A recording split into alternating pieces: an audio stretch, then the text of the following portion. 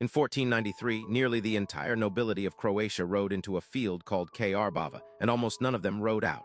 You were never taught this. There's a reason. The reason is darker than the slaughter itself. Krbava Field sits in a quiet valley in the Lika region of modern Croatia. In September of 1493, an Ottoman raiding force, not even a full invasion army, just a fast-moving detachment, crossed into Croatian territory. The Croatian nobility answered the call.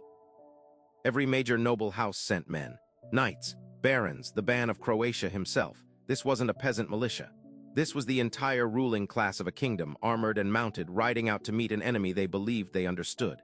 Within hours, most of them were dead. Historians call it the Krbava disaster. In Croatian, Krbavska bitka, a name that should sit right next to Kosovo, Palj, and Mohawks in the history of Europe's collision with the Ottomans.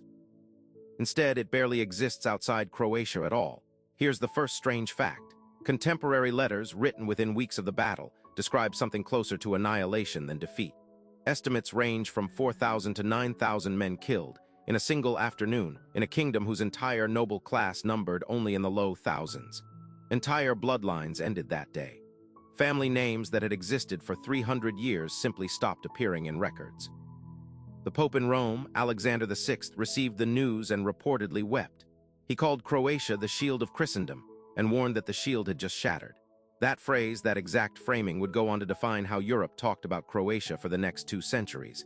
And yet ask anyone outside the Balkans about Krbava Field today. Silence.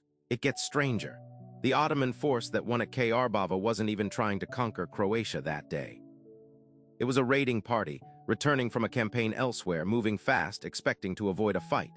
The Croatian nobility intercepted them almost by accident, chasing plunder, chasing glory, chasing a chance to look strong in front of each other.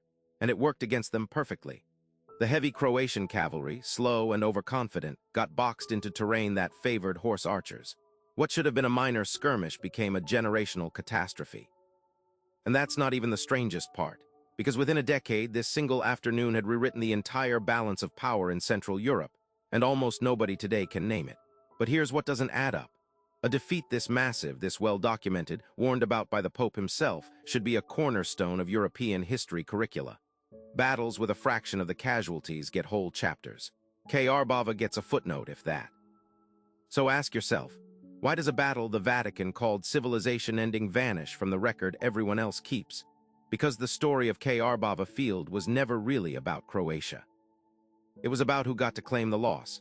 After 1493, the surviving Croatian nobility, gutted, terrified, leaderless, had one option left. Submit to the Habsburgs, beg for protection from Vienna in exchange for autonomy, for identity, for the crown itself. And the Habsburgs said yes, gladly, because a broken Croatia was a useful Croatia, a buffer state, a human wall between the Ottoman frontier and the wealth of Central Europe. For that arrangement to hold for the next 400 years, the story had to be told a certain way, not as an independent kingdom was gutted, as the shield of Christendom sacrificed itself for Europe, noble, passive, grateful for rescue. A battle remembered honestly raises an uncomfortable question: who let this kingdom bleed alone for a border that wasn't even theirs yet? A battle remembered as sacrifice raises no questions at all, so it became sacrifice, quietly, permanently.